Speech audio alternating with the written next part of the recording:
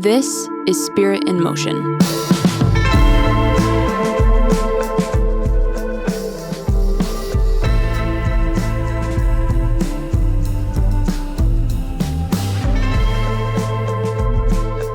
I think this podcast is interesting to me, and I might be the only one that listens to it, specifically because what we're talking about is very personal to my relationship with you. Yeah. We are talking about authority issues and submitting to authority. And for the last 16 years, in some form or fashion, I have worked for you, sometimes directly, sometimes indirectly. And you have been my authority. Wow. And there have been times. I didn't realize it's been 16 years. So there have been times that what?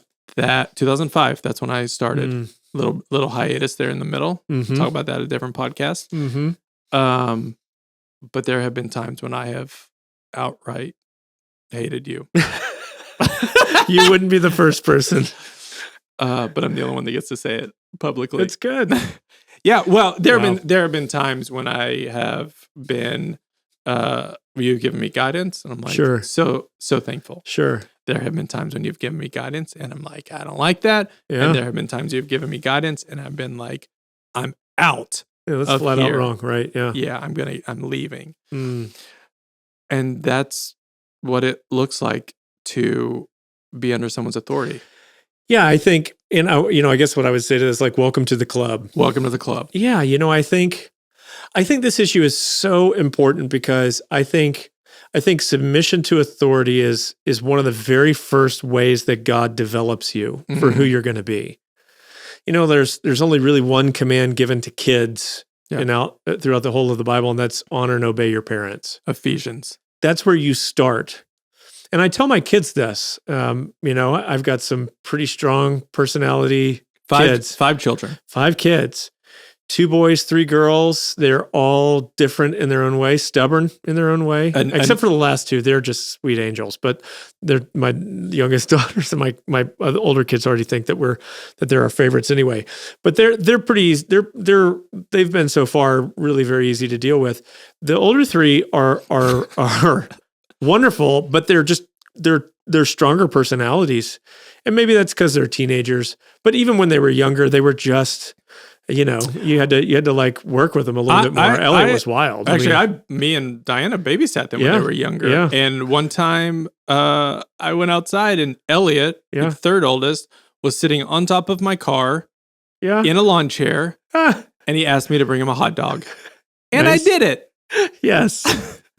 So yeah, they're a little bit that way, and so there's times where I have to hey, don't do this or do this, or like Elliot is 15, and lately his mom will ask him to do something, and he'll just be like, why, and have all these questions, and it's just like everything's a negotiation, and I'm just like, Elliot, can you just obey your mom even when you don't understand why, and even when you think she's wrong?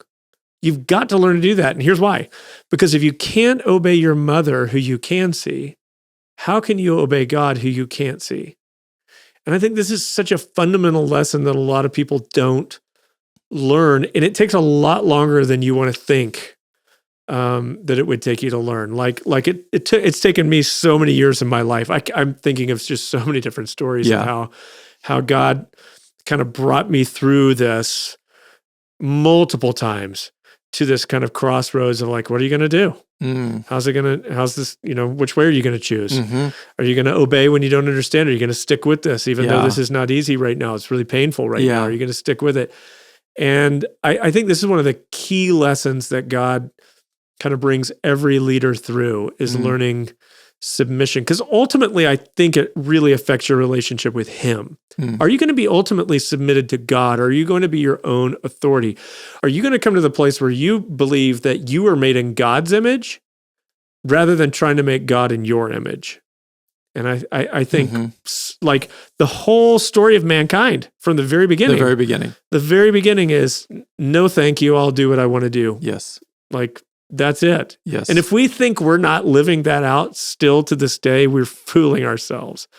We just think we make bad choices or mistakes, but it's not. It's actually rebellion against God. God said, don't. We say, I think I will. Yes. Yeah. I mean, what do we all say? Like, you hear the story of Adam and Eve. Adam and Eve were told in Genesis, do not eat from this tree.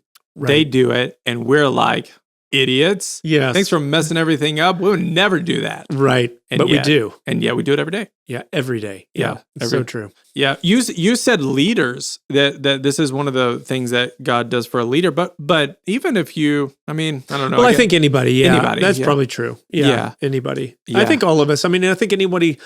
When I say leader, I think what I'm meaning is anyone developing in their relationship with. I mean, if you want to be a child your whole life.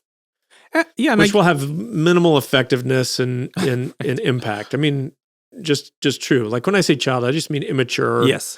Not really. Yeah. Yeah. And we have people like this in our lives. We were talking about this yesterday. I mean, you got someone in your life that's like, that's their world. They're 50 plus. Yes. But that's their world. Little impact, drifting over here, drifting over there, not really doing much. Yes. Yeah. And maybe this is one of those lessons that they never learned. Yes. Yeah. Well, and what you're talking about is what really early on, my father told me, do not quit a job because your boss is a butthead. You will never have a job. Right. Yeah. And there are people in my life who bouncing around. So here's what I think has happened. And I think, as you just kind of look at history, and I'm not even going to try to dissect all this, although it would be interesting to try to kind of dive into it. Okay. So there's been, I think, more and more distrust of authority. You go back to like World War II and the kind of American propaganda machine, which is, I mean, that word sounds really bad, but what I mean is they're telling you how we're doing in the war, and they're going to be positive as much as they can be. But if you look at the coverage of the way World War II is covered in the news and the way Vietnam was covered in the news, it's wildly different.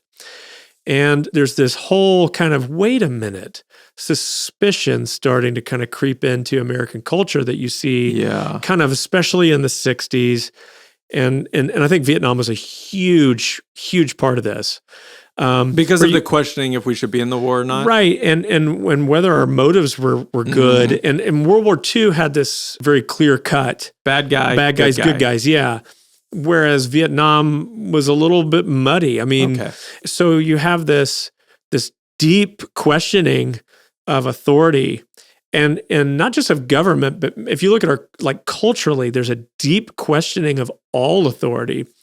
And like when you think, we see this in films, art, media, the anti-hero, the flawed character. In the 50s, you have these kind of perfect people. Everything seems to be going okay. Leave it to Beaver, kind of, Andy Griffith show. Basic. We have problems. Dad's always right. Yeah, exactly. Yeah. But people are living a different reality and going, wait a minute, that's not what I am experiencing. Yes. And so you end up, you eventually end up at this place where whatever the reasons, and I've tried to pull it apart a little bit, but whatever the reasons are, there's a mistrust of authority. And so we're now living in this age where I just look at how easy it's become for people to kind of, what's the word? Maybe to live an unencumbered life. Detached. Like think of all the different movements to the tiny house movement, to even through COVID, like working from home, remote work. Like I don't have to belong anywhere. How much more is freelancing a thing these days? Yeah. What I'm saying is that we're living in a world where, there's all this emphasis on reducing debt and minimalism and getting rid of stuff. And I get it. It's all in response to the excesses of where we've come from. But now I live this completely like autonomous. Untethered. Yeah. Untethered, I think is the word I'm looking for, where I can move where I can pack up and leave. Yeah. I don't have to stay here. I can go there. I can go there. I can do what I want. It's like, I think there's a couple different types of freedom. So Tim Keller talks about this, where he talks about freedom from, right? So there's freedom from all this other side. I'm free from my job. I'm free from a marriage. I'm free from, financially or whatever. Like I'm free from all of this. But then there's also freedom for, which is the idea of being so connected to something that it liberates you. So the example that he gives is someone who's like amazing at the piano, and they sit down and they just play the piano so beautifully. I love watching this guy on YouTube, Rick Beato. That guy's amazing. So he's little bit of a musician at heart, and he has this YouTube channel where he breaks down songs, and the guy's a producer, and he's brilliant. It's incredible to watch him play piano, guitar, drums, bass, all of it. He plays everything, and it's super cool to watch him play and break stuff down. I'm just sitting there going, man, that's amazing to watch you do that. But the effort I think about that it took to get there. He didn't just roll out of bed one day at 10 years old and discover I'm a virtuoso. He's put the time in. Yeah. So the idea is that you put all this time in, which is a bit of a restriction because you're giving up other things, but it gives you a sort of freedom within this thing that he's committed himself to, in this case, music. I think our culture only knows the negative concept of freedom, which is freedom from everything. We're shedding as much responsibility, obligation as we can because I don't want to be under anything. I don't want to be tied to anything. I don't want to be beholden to anything. I want to be as free as I can be to do what I want. Like I said, I think there's some positive to that, but I think the negative is that how are we ever learning discipline? How will we ever learn to stick with something? How will we ever learn to obey God when it's uncomfortable if the whole way that we're living our lives is I'll just go do what I want when I want? Yeah. Because that's how I've set everything up. Yeah.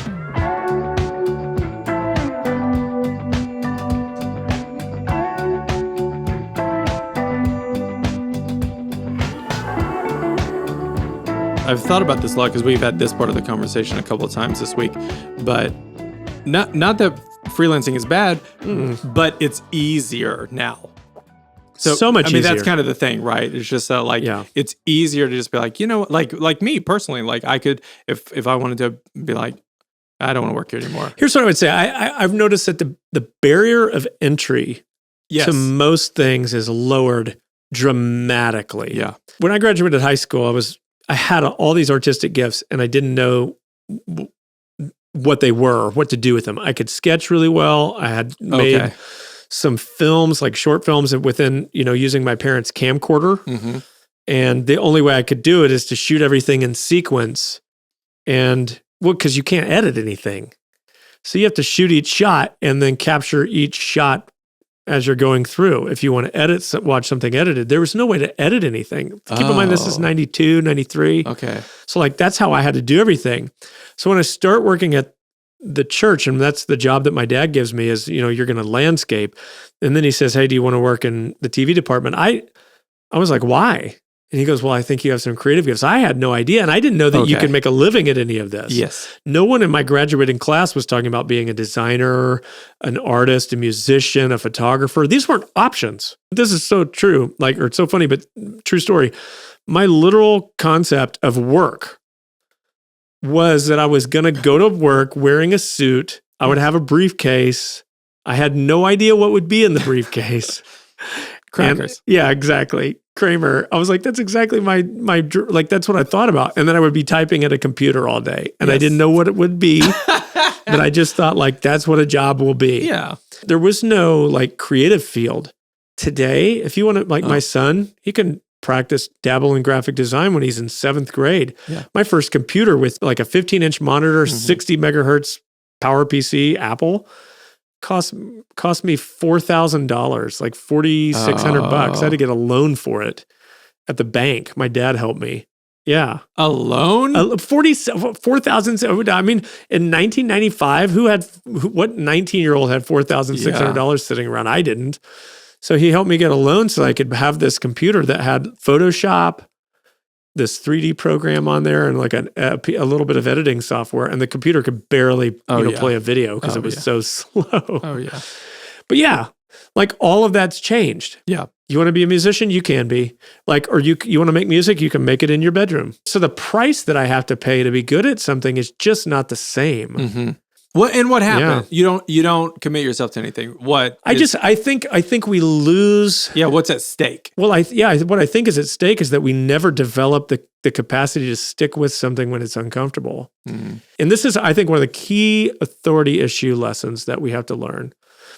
Is I think when a leader's going to learn submission, you have to learn to submit even when the leader above you is wrong. I don't want to do that. Yeah, no one does. and it's not comfortable. But I think when you're younger, the fallacy is that, well, I'll obey you as long as you're right. Yeah, but what if I don't agree with you? Right. That's what I mean. That's it. And so what we've done is we're living in a world that's made it so easy to leave. Yeah. Yes. Oh, yeah, that's fine. You don't have to agree with them. You can go do this. Yes. Fairly encouraged too. Yeah. Like that idea is fairly encouraged. Absolutely. Yeah. Being part of some sort of community. Yeah. Means you're going to be you're going to be under some sort of authority. Yes. Correct? Yes. I think in life, whether it's on the job, in a marriage, submission is really the word. Okay. Can I submit to someone else? Yes. Can I submit even when I think they're wrong? Mm-hmm. Can I stick with something even when this is really uncomfortable? Yeah. And I don't see any hope that this is going to get any better or this is going to change. Yeah. Can I stay somewhere? This isn't about, I'm not trying to say, look, no matter what situation you're in, just gut it out forever. Right. But I am saying there's some really significant lessons that need to be learned through difficulty and through the questions. I mean, one of the examples that I'll give is like Adam and Eve and Peter. And Judas. Let's go with both of them. So Adam and Eve, perfect environment. Yes. God made everything for them. Still not satisfied. Perfect authority. Perfect. Jesus, perfect leader. There's no complaints. But Peter still denied him 3 times, and Judas betrayed him. Yes. So why is that? They still had questions. Yeah. And so would me and you. And we live under the illusion that, well, if I had a better boss, husband, wife, pastor, whatever, I wouldn't be in this boat. Yes. I'd be happy. Yes. That church is better. Yes. And so we end up bailing from the situation and going looking for a better situation. Yeah. And I'm not saying you can never leave. I'm not saying that. I'm just saying we live in a world that's made it really easy to do that. Maybe a little too easy. The best story I can share is I shared it with you on Monday or Tuesday, but earlier this week. But I've shared this on the podcast before. But there's an additional part is that about 8 years ago or so, I had written a television show for kids called Pete and Penelope, and I wanted to go out to LA and really make it, like make the show. I felt like if I can get in the room, pretty extroverted with the people, I can sell it. And I had kind of gotten it as far as I thought I could get it here. And I told you, I'm leaving. And you said, I think this is a mistake. And I think I just told you this for the first time. You were the only person that told me, I think this is a mistake. And you challenged it pretty hard. And there were some things that you said that hurt me. And when I walked away, I began to think that maybe you were right.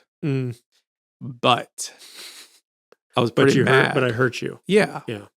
And in my conversation with Diana, she said, I'm beginning to think you don't trust God with your career. And I, like that, said, I don't trust God with my career. And then it was kind of an oh crap moment, like, oh my word.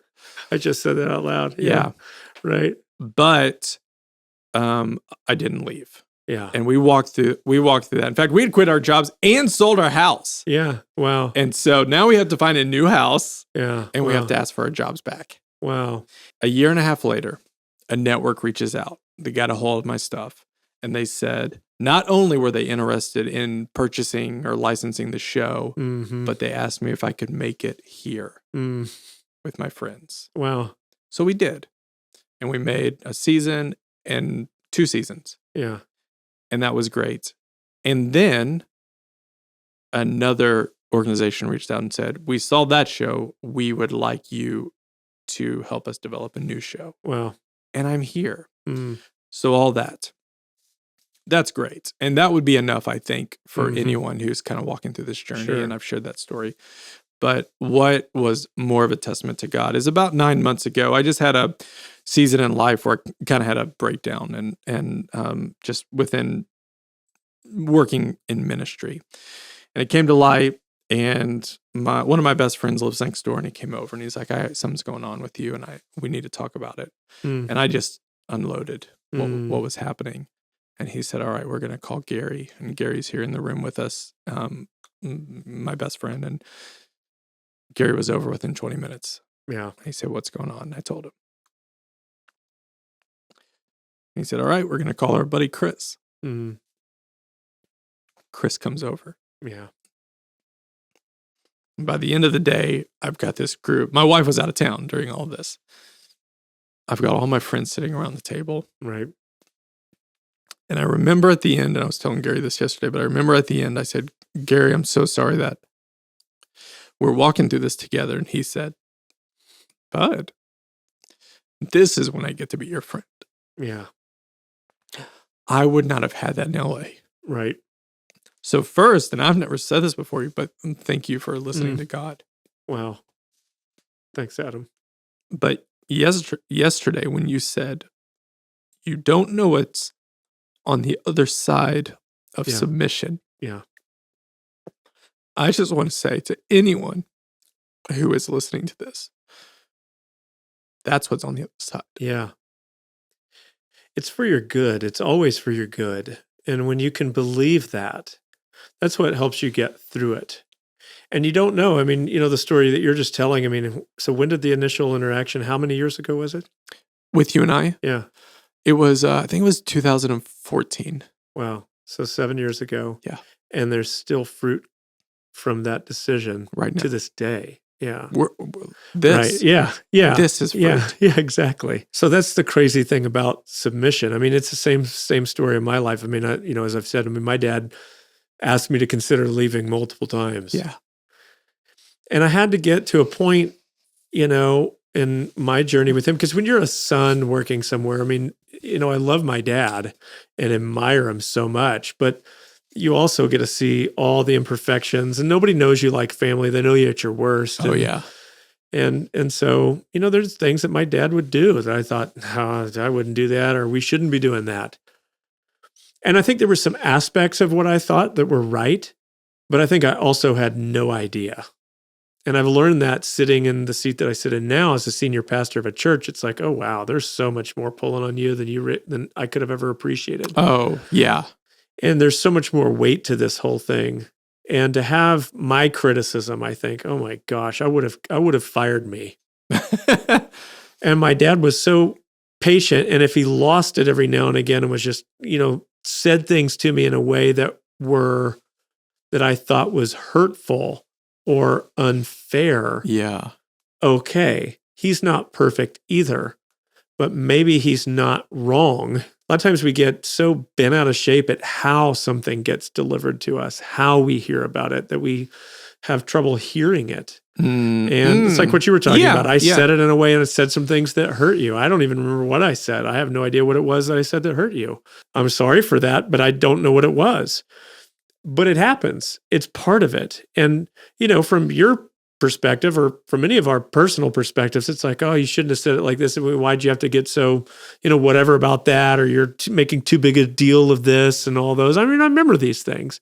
Yeah. But what I've found is that generally in each of those situations, there's some real truth in what I'm being challenged on. Yes. And I just don't like the way that it's being said. Yeah. I'm using the delivery of the way that it's coming to me as a way to avoid having to deal with what I'd rather not deal with in the first place. Yes. And by the way, see, here's the thing. It's not just, you and your pastor, you and your boss, but I mean, you and your spouse.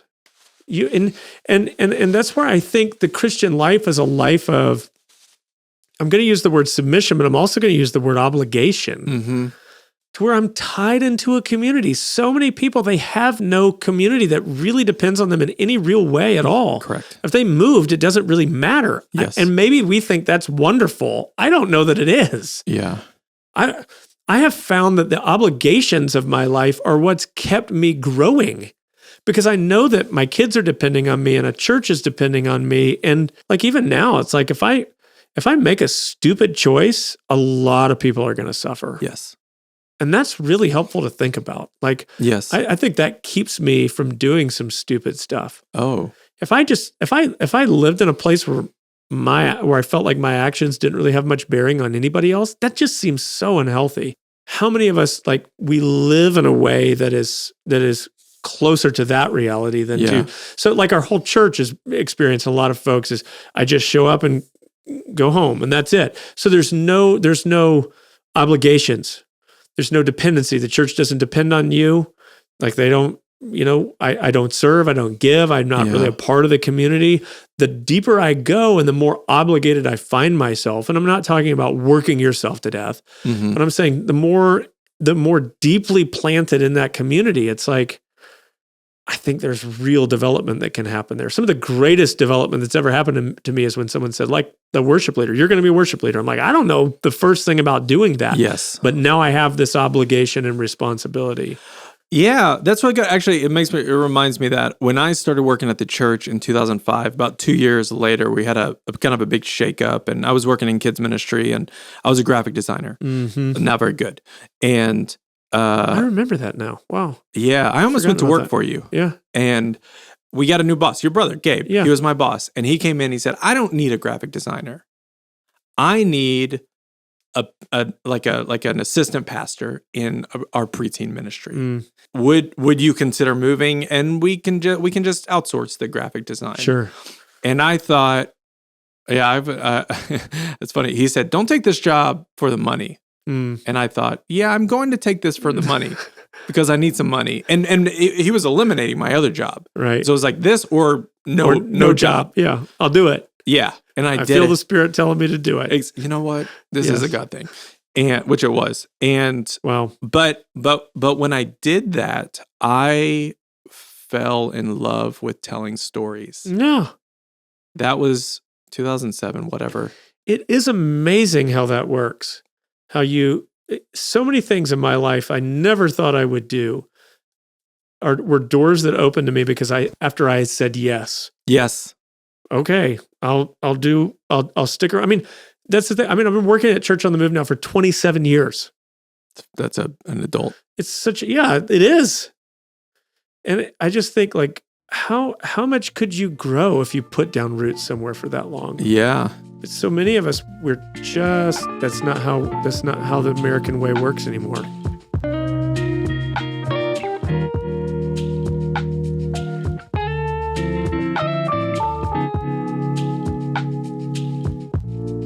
So Gary worked here for 15 years. He worked for you. And then he went to help start a church in Denver. Right. And he was gone for 5 years. And I remember actually the best scene was when Gary came back. Because your life is a movie? Wait, what? Because your life is a movie? Right, the movie is my life is a movie. The best scene was Gary came back for a weekend, and it was around your birthday. And I said, let's do a birthday. And we had it at my house, and we made the decision to do it very quickly, and the house was full of Gary's friends. Wow. So many people were there, more people than I've ever been in my house. And Gary, I think I remember you saying your birthday in Denver was kind of lame because there just weren't a lot of people, or you didn't do anything. I was here. You were here. And I remember Gary saying, it has taken me a lifetime to develop this community. And then he came back. Yeah. And he'll never leave again. But it's true, right? I mean, that's a really good example of putting down roots.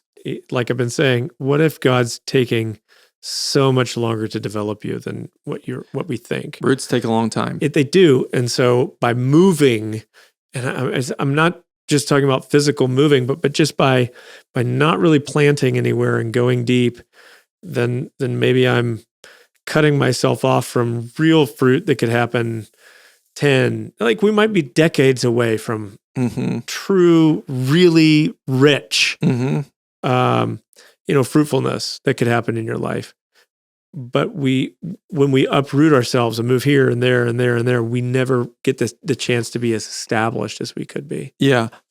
I want to talk about this one thing practically, which you love, but it matters to me. You and I had a harder conversation a couple weeks ago. Yeah. As I'm just walking through some things, and you kind of had two things there that you pitched to me that immediately I was like, oh no, I'm not crazy about that. Just the idea. My question is, when you've been in that situation and you immediately disagree, what do you do? I mean, I think it's okay to take some time to think about it and to try to understand what is it that I don't agree with. Okay. try to understand what's happening inside of you. It's okay to go deeper there. Yeah. And I think it would be okay. I don't even remember what those two things are, but it'd be all right for you to come back and say, hey, Whit, you asked me to do this, and I'm struggling with this, and here's why. Yeah. And then see how you feel. So here's an example of this. Good friend of mine years ago was coming to Tulsa to work at Church on the Move in a particular job. And I was super excited because we needed this position. Mm-hmm. And we found who I thought was like one of the best people to do this.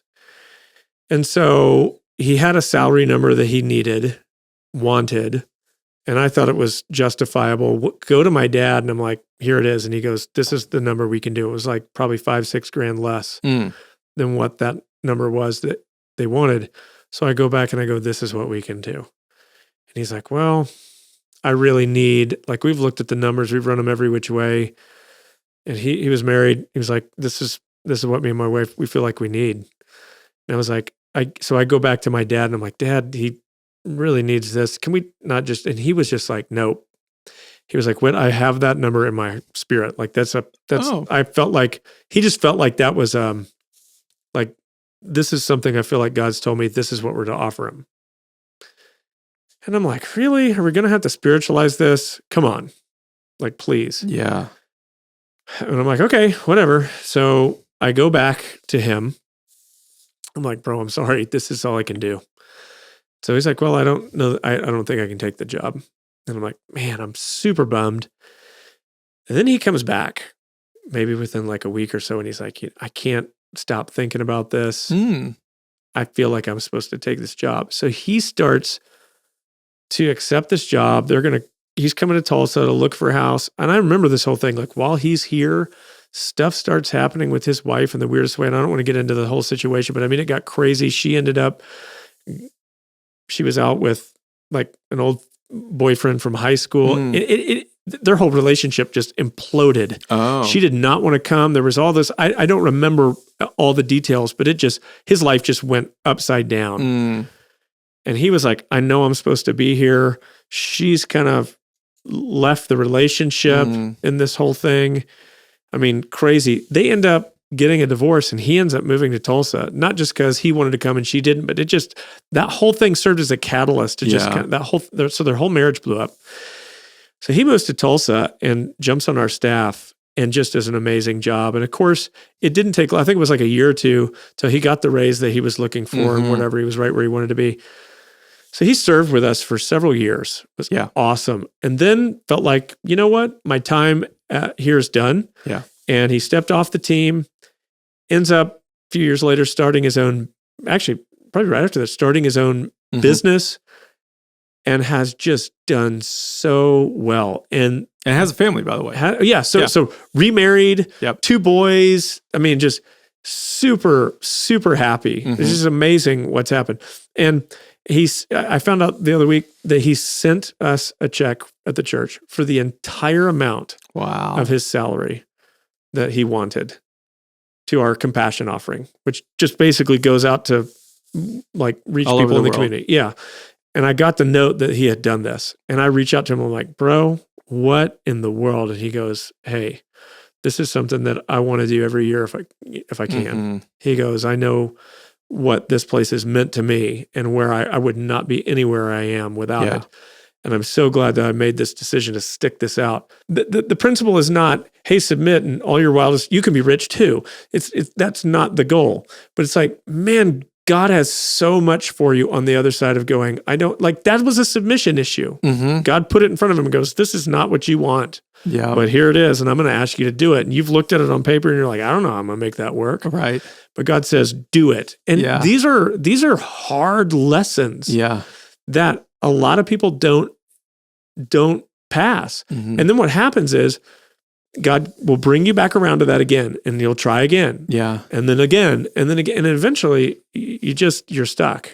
Do you think there's even any harm if, like, I disagree with you and I do it, you were wrong? Is God not going to honor my decision to submit? Yeah, I do think he will. Yeah. Absolutely. See, that's the thing is, like, we plan it out. We play this out in our minds like we're, running this whole master plan. And if I make a wrong move, then somehow I've screwed everything up. And I'm just like, man, God is so much better than that. Yeah. He's so much better than that. He can take things like, look at Joseph's story, sold into slavery, lied about, wrongfully imprisoned. And there was just no hope that any of that, like you could never have seen a pathway to him becoming the prime minister of Egypt. And yet it happened. Wow. So how many years did he go through this whole thing of having to submit to God's will? Mm-hmm. Just like this is terrible. Because he says in Genesis 50:20 to his brothers, you meant this for evil. God meant it for good. So in some sense, he's going, look, God, I don't know why you have me here. Yeah. But here I am.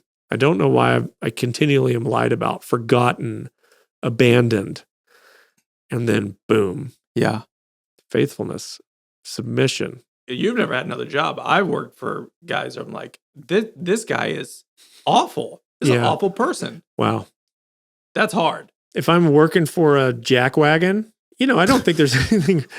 Is this a problem? Is that a bad word? No, I've never heard it. It's wonderful. It's liberating. Use it. No, but I mean, if I'm working for somebody that's like that, I don't think there's anything wrong in going, I'm gonna walk away from this job. So I'm not talking about working or sticking with people that are immoral, abusive, even just wildly foolish. Mm-hmm. But I think there's situations out there that a lot of us can find where we're working for decent people, whether believers or not, that God has us there. And maybe there's a lesson that needs to be learned there. I'm not saying, hey, put in 27 years, just work at one place and never leave that place. I'm saying that where God has planted you, take that seriously. And maybe what I'm saying more than anything is in regards to the church, that I just think we've got to stop treating the church like a convenience store that we can go in and out of and buy what we want and pick out, go to the ones that we like the best. Mm-hmm. We really should be thinking about a deeper level of commitment and putting down roots somewhere. There's something so significant to that about going, I'm here, like I'm in this community. I'm committed here. I give here. I serve here. Mm-hmm. People know me here. And you may not have that with maybe your job for now is just a job, but you ought to have some place in your life. That's why I think the church matters so much is because I think you ought to have some place in your life where you're like, this is a place I'm submitted to. Yes. And I belong here. And what we were talking about the other day is that's easy whenever the authority is saying the same thing that you're saying or you're agreeing. You agree. Yeah. You really find out your worth whenever your pastor says something that you don't agree with, or you have an interaction that doesn't go. And you're going to. It's going to happen. Yeah. I'm not going to get every perspective right or every thought or theological point exactly right. I try. I do the best that I can. You're talking about as our pastor. As my pastor. Yeah. As the pastor of Church on the Move, but you're going to or maybe I'm not saying the things that you wished I would say. I get that one a lot. Yeah, you've talked about that a lot. And I just think maybe that's the case. The question is not do you or don't you agree with me? The question is, are you planted here? Yeah. Have you been called here? And if so, then you're just going to have stick with it. Yeah. And watch. Maybe there's something God's trying to do in you. Yep. Here's the thing about this podcast. It could come off like you, as our pastor, are making a call for maybe a selfish everybody help. just submit to me. But I would just say, I'm being on the other side of this. My life is happier, more blessed, more Jesus-centered, because in those moments, and there have been many, where I could have succumbed to being offended, not just by you, but the church, people, the experience. Stopping and leaning in instead of running away has helped me. Those have been pivotal moments where I have seen God show up in my life in a more significant way than would have happened if I had run.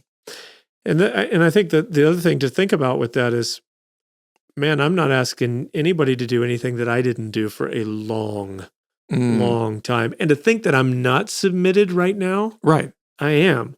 To the church itself, I'm accountable. To me. Yeah, I am. I mean, I truly am. Like, I can't just do anything I want. Yeah. I mean, if you do something weird, I have to leave. Like if you start getting immoral, I'm like, I guess we gotta go. Yeah. I mean, so like I mean, my life is, I have a lot of obligations. Like I can't just travel wherever I want, do whatever I want, whenever I want. I'm tied here. Your family? Not just family, but like, I mean, I speak most weekends. Yeah. So, I mean, it's the life of a pastor. I got to sit down and have lunch with people that disagree with me and are leaving the church and things like conversations I'd rather not have to have. Yeah. But that's what I carry. Yeah. So I'm not asking anyone to do anything I haven't done and am not doing right now too. That's the call of the New Testament, is to mutually, we submit to one another. I lay my life down for you and you lay your life down for me. Why? Because that's what Jesus did for us. Ugh. This is the gospel. Yes. That's why Jesus said, if anyone would come after me, he must deny himself, take up his cross, and follow me. You can't, a servant is not above his master. And if that's what Jesus did, guess what we're in for? And it's not a life of misery. It's actually a life of freedom and joy. I think the hardest time to submit is when you have other alternatives. Oh. Right? So it's easy to go, yeah, I'll stay when you've got no other options. But man, when you've got, well, this over here looks attractive and I could go do this, and you know that it wouldn't take much to go get another job or whatever. It's like, that's hard. Actually, something you said to me the other day was really helpful, and I think synonymous or helpful for everybody. You said, Adam, you can leave. Yeah. Financially, you'll be fine. Yeah. You've got other clients, you can do work, that's fine. But what kind of man does God want you to be? Yeah. What kind of husband and father? There are bigger things than money. Yeah. Success. That's it. There are bigger things than all that stuff. And wait, what are you saying with success? Well, I'm saying there's bigger things than what we perceive success to be. Yes. And, I remember at one point my dad asking me to leave or think about leaving. I was maybe particularly critical of him and just decisions that he was making at that time. And he had enough of it. He was pretty patient, but he'd get to a point where he's like, Whit, I can't take it anymore. And I was just like, what are you talking about? I'm just trying to help you, blah, blah, blah. And so I remember this was a unique time because a buddy of mine was going to plant a church in Dallas. And Blaine, who, he was my youth pastor, like an older brother in ministry to me, and we got along great. And I knew if I went to work with Blaine, I wouldn't have any of these problems, that I wouldn't have to have, fear Blaine calling me on the carpet, whatever. I wouldn't have to deal with any of that anymore. And I called him the day my dad told me to think about it. And I said, Blaine, you're planting a church. I might go with you. And he's like, what? And your brother was going? My brother was going. I was like, yeah, I'm, just had this conversation with my dad, and this is what he told me. And Blaine was like, well, I don't want to get in between you and your dad, but I tell you, I'd love to have you. And I was like, all right, well, let me think about it. It was the same thing when I was younger. I knew I wasn't supposed to leave. Yeah. The last thing I wanted to do is go back to my dad and go, I'm here. But what I had to get to is I had to get to the point where I was like, you know what? I'm in for you, not for me. Ooh. See, that's what's so hard is I'm in, God put me under you. Yeah. And I'm here to serve you. And I'm letting my dream die. I'm giving up whatever ideas I have about what this might be, where I might end up, what I could do, how I could, what kind of church we could be, what I think we ought to be. Yeah. I'm laying that down. I'm giving it up completely, and I'm serving you. And I had to make that decision a few times, but man, it was one of the best decisions. So when my dad first floated the idea really to me, hey, Whit, it might be time for us to start talking about transition, I pushed back and said, you being the pastor of the church. Yeah, and I said, Dad, I don't know if I want to do that because I put that dream to death. Yeah. And if we start having that conversation, I'm nervous about waking it back up again. And I don't want to be at odds with you. I want to be able to serve you well. Yeah. That's how far I had come with that. Yeah. I think that's what prepared me to be able to do it. Yeah. Was that I had come to the place where I'm like, I'm following you, hell or high water, wherever that ends up, wherever you take this place. Yeah. I'm in with you. Yeah. Again, immoral things, abuse, all that starts to happen. We're not talking about that, but just decisions that maybe I disagreed with or saw another way or thought you handled that harshly or wouldn't have done that or maybe say it like this. Yeah. Man, I back you. I'm with you. And it's God. I think God rewards. I know God rewards that.